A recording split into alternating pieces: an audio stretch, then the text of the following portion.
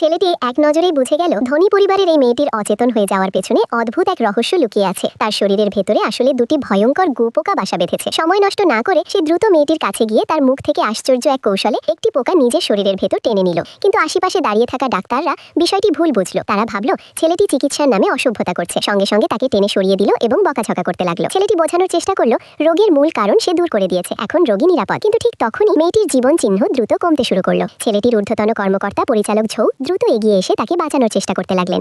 এই সময় ছেলেটি আবারও লক্ষ্য করে দেখলো মেয়েটির পেটের ভেতরে এখনো আরেকটি গুপোকা লুকিয়ে আছে। সে হাত বাড়িয়ে ধীরে ধীরে সেই পোকাটিকেও টেনে বের করলো এবং সঙ্গে আনা একটি কাচের বোতলে ভরে ফেললো। কিন্তু দুর্ভাগ্যজনকভাবে তখন পরিচালক ঝৌ ঘোষণা করলেন রোগীর শরীরে আর কোনো জীবন চিহ্ন নেই, সে মারা গেছে। এই কথা শুনে পাশে দাঁড়িয়ে থাকা নারী সিইও ছেলেটির কলার চেপে ধরলো। রাগে কাঁপতে কাঁপতে সে বলল, তুমি কেন মিথ্যা বললে? এরপর সে নিজের ছোট বোনের উপর ঝাঁপিয়ে পড়ে কান্নায় ভেঙে পড়ল। প্রধান চিকিৎসক সঙ্গে সঙ্গে সব দোষ ছেলেটির উপর চাপিয়ে দিলেন।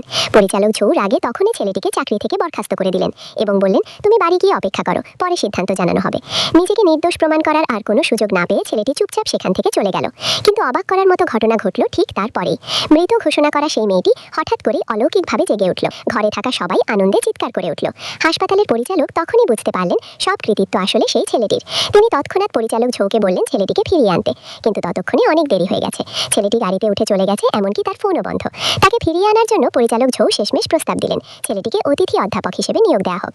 পরের দিন তিনি ছেলেটির বাসায় গিয়ে তাকে খুঁজে বের করলেন এবং হাসপাতালে নিয়ে এলেন।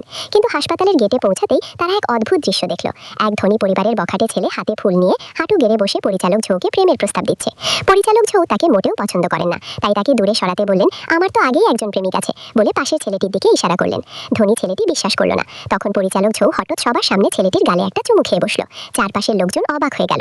ধনী ছেলেটির আগে ফুল মাটিতে ছুঁড়ে ফেলে বলল, আমি চাইলে তোমাকে এই শহর থেকে বের করে দিতে পারি। সে ছেলেটিকে বলল হাঁটু গেড়ে ক্ষমা চাইতে। কিন্তু ছেলেটি একটুও ভয় পেল না। কোনো কথা না বলে সে সরাসরি তাকে এক ঘুষি মারল।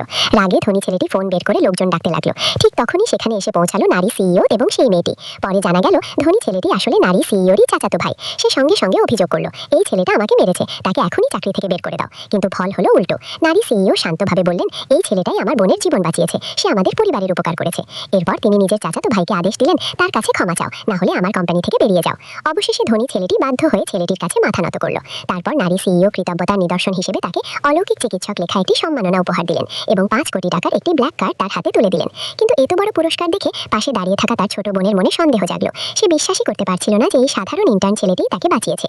পরিস্থিতি দেখে ছেলেটি বলল, এই টাকা আপনি রেখে দিন, ধরুন আমি আপনার কোম্পানিতে বিনিয়োগ করলাম। নারী সিইও কথাটা সত্যি ভেবে নিলেন এবং বললেন, কোম্পানিতে গিয়ে আনুষ্ঠানিক কাগজপত্র করতে। এই কথা শুনে ছোট বোনটি আরও রেগে গেল, কারণ কোম্পানির শেয়ারের লাভ 5 কোটির চেয়েও বেশি। সে কারো কথা শুনে বিশ্বাস করে বসেছে যে তার সুস্থ হওয়ার পেছনে শুধু হাসপাতালে চিকিৎসার ফল, আর ছেলেটি সব কাজই ছিল ভণ্ডামি। ধনী ছেলেটিও পাশে এসে তাকে উস্কাতে লাগলো।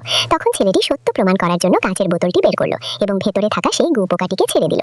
মুহূর্তের মধ্যে পোকাটি মেয়েটির শরীরের ভেতরে ঢুকে গেল আর সঙ্গে সঙ্গে মেয়েটি আবার মাটিতে লুটিয়ে পড়ে অচেতন হয়ে গেল।